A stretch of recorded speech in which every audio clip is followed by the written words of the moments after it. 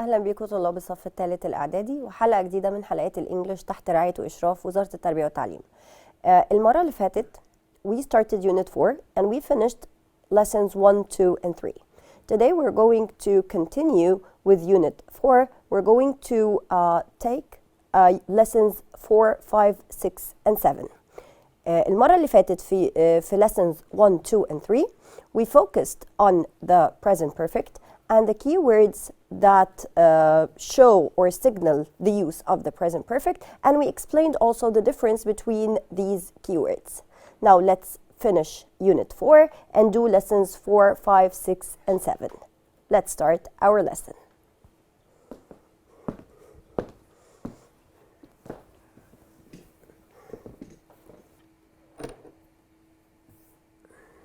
Okay, as usual, we're going to start with the learning objectives.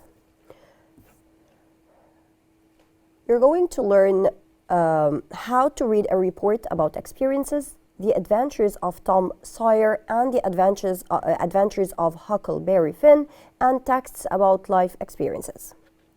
You're also going to know how to write a story about something that happened in your life, and a timeline of a person's life events, and a biography of a person.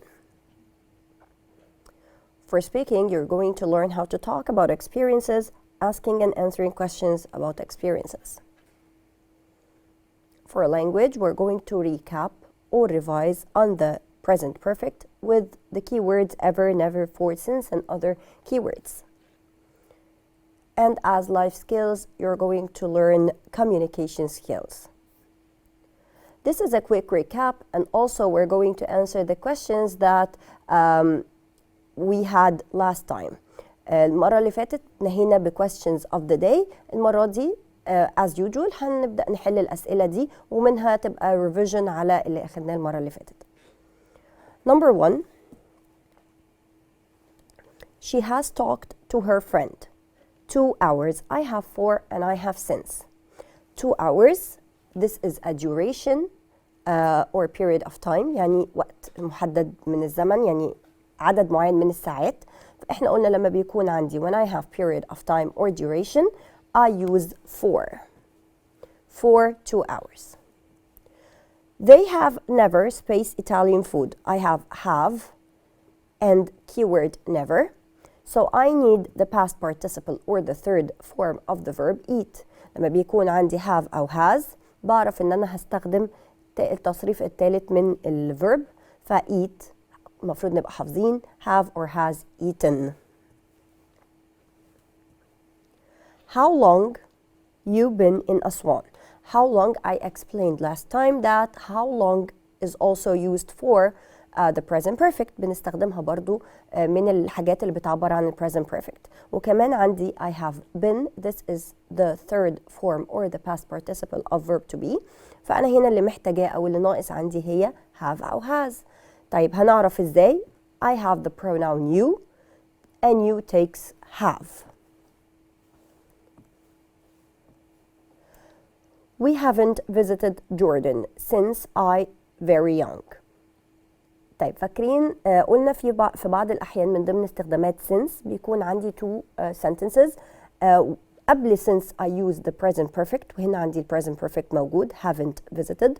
وبعد since when I have a subject زي I فبيكون التنس عندي past simple. ده اللي احنا خدناه المرة اللي فاتت. ف since I was very young. من ساعة ما كنت صغير. She hasn't seen her father. She was a child. It's the same thing. I have two sentences. I have a subject. I need here one of the keywords for the present perfect. واحد من الكيوردز هيبقى for أو since. قلنا لما بيكون عندي جملة في past simple. So the keyword is since. Since she was a child. Have you space visited the zoo? Here I need one of the keywords for the present perfect. هنا اللي ناقصني keyword لل present perfect. عندنا keywords كتير واتكلمنا على استخداماتهم المرة اللي فاتت. أنهي واحدة فيهم اللي بتيجي مع السؤال؟ Have you ever visited the zoo? يعني عمرك زرت الزو. Now we're going to read these texts and answer the questions. These texts are in the student's book, page 38. نفتح مع بعض page 38 in order to read the texts, discuss the meaning of difficult words, and answer the questions. The first one is about Meher. Meher says, I have lived in a village in the south of Egypt all my life. يعني عايش حياته في village، في قرية في جنوب مصر كل حياته. I have never been to another country. I have never been. خلاص عرفنا never يعني عمري ما عملت الحاجة دي. I have never been to another country. عمره ما راح أي بلد تانية. But last year. واخدين بالنا ان احنا في الباسج كل الverbs او التنسز اللي مستخدمة هي في present perfect، لان هي experience بدون time محدد، يعني بدون وقت، فبستخدم present perfect. لكن هنا بدأ last year. last year كده أنا غيرت التنس من present perfect، يبقى أنا متوقعة تبقى past simple، لأنه last is one of the key words of the past simple. So last year I visited. السنة اللي فاتت زرت Cairo with my uncle and cousins. زار القاهرة. It was so big and busy, but it was fun. كانت القاهرة كبيرة جدا ومزدحمة جدا، ولكن كانت ممتعة بالنسبة له. We went, past simple, the past of go. We went to lots of museums because I'm very interested in history. رحنا متاحف كتير لأنه أنا بحب التاريخ. Now the question about Meher. Where does Meher live? عايش فين ماهر؟ He has lived in a village in the south of Egypt all of his life. عايش حياته كلها في village in the south of Egypt. So he lives in a village in the south of Egypt.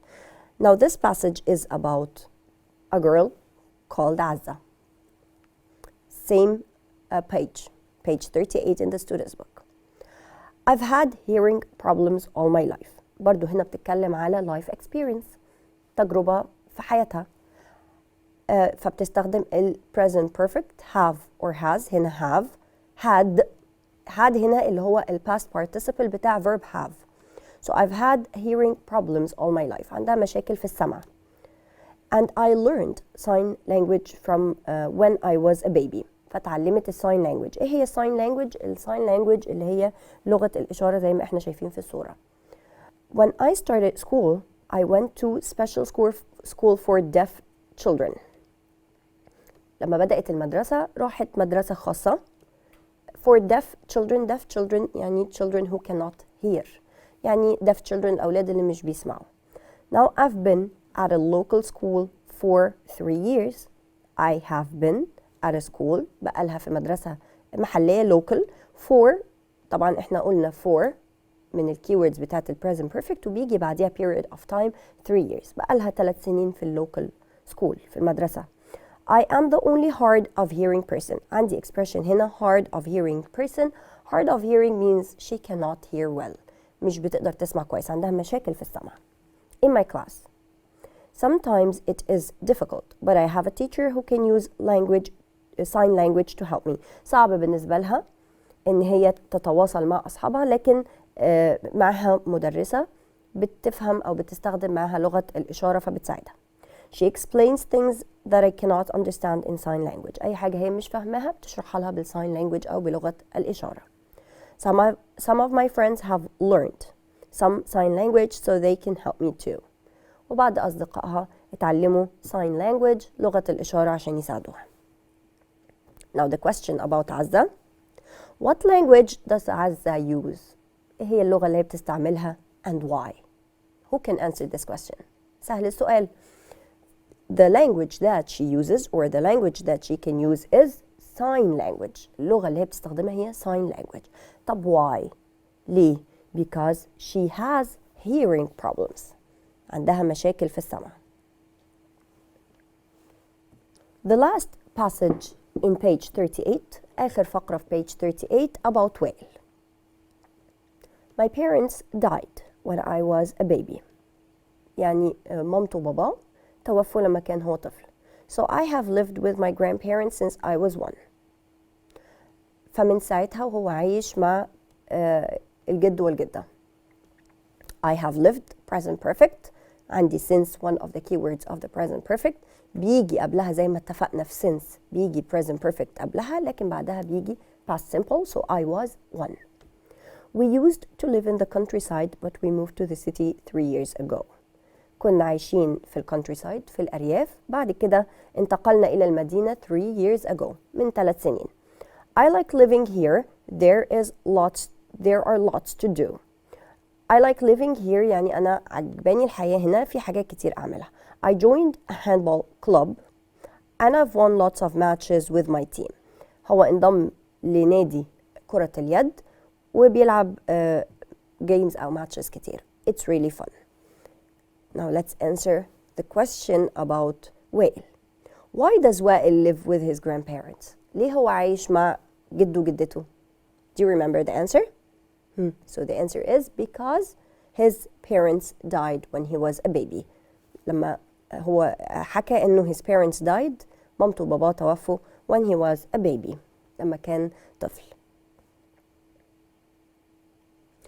We have these stories on page 40 in the student's book. دلوقتي احنا اتنقلنا page 40 في ال student's book. عندنا two stories. We're going to read these stories, discuss the difficult vocabulary words and then answer the questions. في two stories كاتبهم كاتب اسمه مارك توين. هنقرا ال two American stories دول. هم extracts from two stories. هم يعني مقتطفين من قصص معروفة. هنقراهم وهنشوف الكلمات الصعبة ونحل الأسئلة اللي عليهم. طيب أول حاجة قبل ما نقرأ الستوريز we need to know about the writer. الكاتب Mark Twain was an American writer who wrote fun novels. This is the writer. He's called Mark Twain. And he was an American writer who wrote fun novels. Fun يعني novels مسلية أو لطيفة بالنسبة للناس. novel اللي هي بتبقى قصة طويلة شوية. He wrote The Adventures of Tom Sawyer. This is the first story or novel and its sequel. كتب أول قصة The Adventures of Tom Sawyer دي اللي احنا هنقراها دلوقتي والتانية برضو هنقرا حتة منها The Adventures of Huckleberry Finn. القصة التانية The Adventures of Huckleberry Finn. Both novels are about the adventures of teenage boys. القصتين عن ولدين مراهقين وبيخوضوا بعض المغامرات. فدلوقتي هنقرا الباسجز ونحل أسئلة page 40. The first one, The Adventure of Tom Sawyer. As usual, we're going to have a highlighter and then underline and highlight the most important information and the difficult vocabulary words. بقى highlighter أو قلم نعلم على الحاجات المهمة. They didn't see Tom all day. All the time that Tom was playing games in the forest. His Aunt Polly worried about him. They didn't see Tom all day. بمعنى ان هم ما شافوش توم اليوم كله مختفي محدش شافه.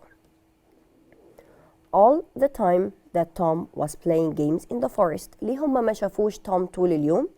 Because he was playing games in the forest. كان في الغابة وبيلعب ألعاب. His Aunt Polly worried about him.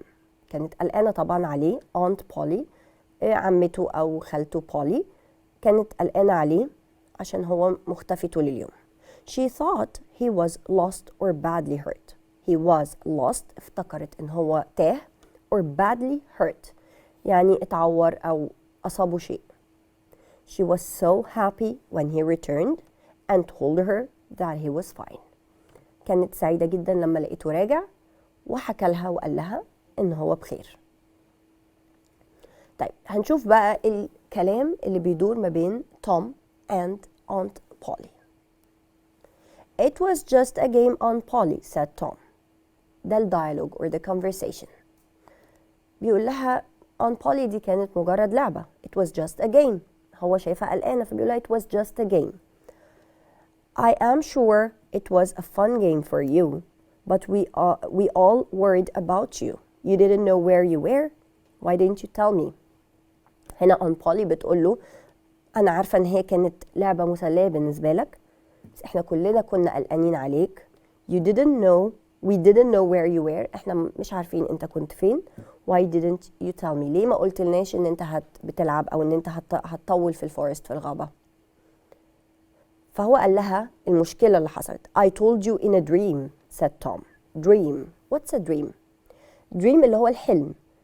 كأنه هو نايم وحلم. هو في الحلم افتكر ان هو قال لهم انه انا في الفورست وبلعب. فهو مجرد في الحلم افتكر انه قال لهم. عشان كده هو ما قال لهمش في الحقيقة، لان هو افتكر ان في الحلم ده خلاص هي دي الحقيقة. I just forgot to tell you when I was awake.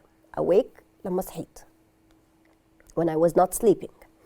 فأنا قلت في الحلم، فلما صحيت نسيت أقول لكم في الحقيقة. When I was awake. He never thinks of other people, said his cousin Mary. فماري قالت هو مش بيفكر أبدا في الناس التانيين، مش بيفكر في شعور الناس التانية. يعني إن هو فكر في نفسه ولعبه ونسي يطمنا عليه. Yes, you should think about other people, said Aunt Polly.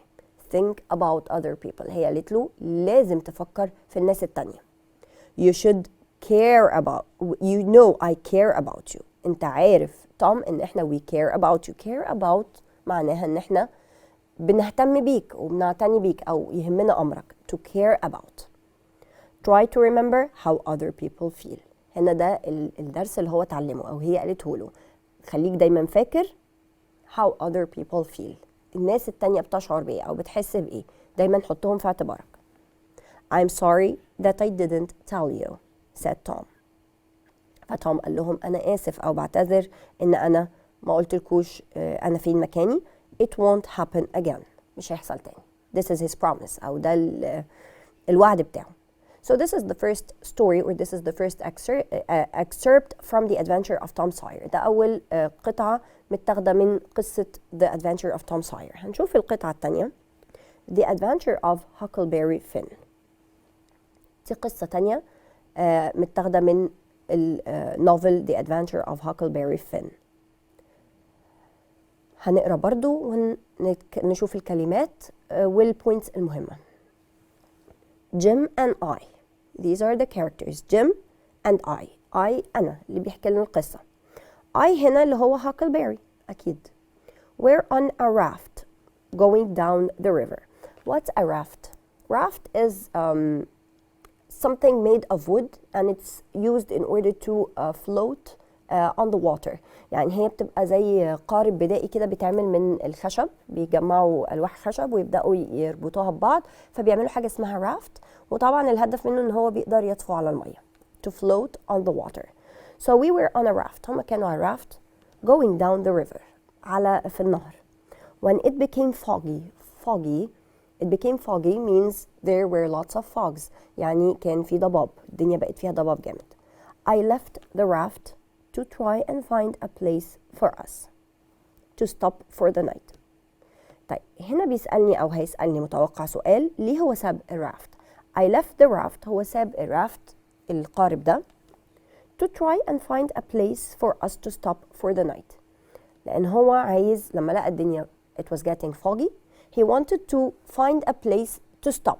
عايز مكان يقف فيه for the night. اللي بالليل يقفوا فيه. I got into a small canoe and went along the river. فهو he left the raft and he got into a small canoe. Canoe is another kind of boat. هي نوع من المراكب الصغيرة. بيبقى قارب صغير وضيق كده وليه زي شكل ليه شكل كده من قدام. canoe. This is a canoe. And went along the river. فهو ساب الرافت وركب الكانو ومشي على النهر. Then I tried to return. ده اللي بيحكي لنا اللي هو هاكلبيري. جه بقى يرجع. However, it was so foggy that I couldn't see the raft. لما جه رجع لقاها it was too foggy. Too foggy يعني كان في ضباب جامد جدا فمش شايف فما عرفش يشوف الرافت. ما قدرش يشوف الرافت. I called out but I couldn't hear Jim. He started to call Jim. يعني بدأ ينده على صاحبه but he couldn't hear. ما قدرش يسمعه. My canoe went down the river for a long way. الكانو بدأ يمشي في الريفر. And I hoped the raft was following me. فطبعا هو كده صاحبه ضايع منه مش لاقيه. فقعد يقول يا رب يكون الرافت اللي معمول من الخشب ده يكون بيتبعني وانا ماشي بالكانو بتاعتي. following, moving after me or behind me، ماشي كده ورايا. I traveled all night but the next morning it was not foggy and I finally saw Jim. فضل الليل كله بالكانو ماشي في الريفر. The morning it was not foggy. لما جه الصبح ما كانش فيه ضباب. It was not foggy. So I saw Jim. شاف Jim. He was sleeping on the raft. لقى جيم صاحبه نايم على الرافت. I climbed on the raft and said I got on the raft يعني طلعت على الرافت وقلت له Hello Jim, have you been sleeping? أنت كنت نايم يا جيم؟ I was scared. I couldn't see anything because it was foggy. قال له أنا كنت خايف مش قادر أشوف أي حاجة بسبب إن هي كان في ضباب كتير. He looked angry.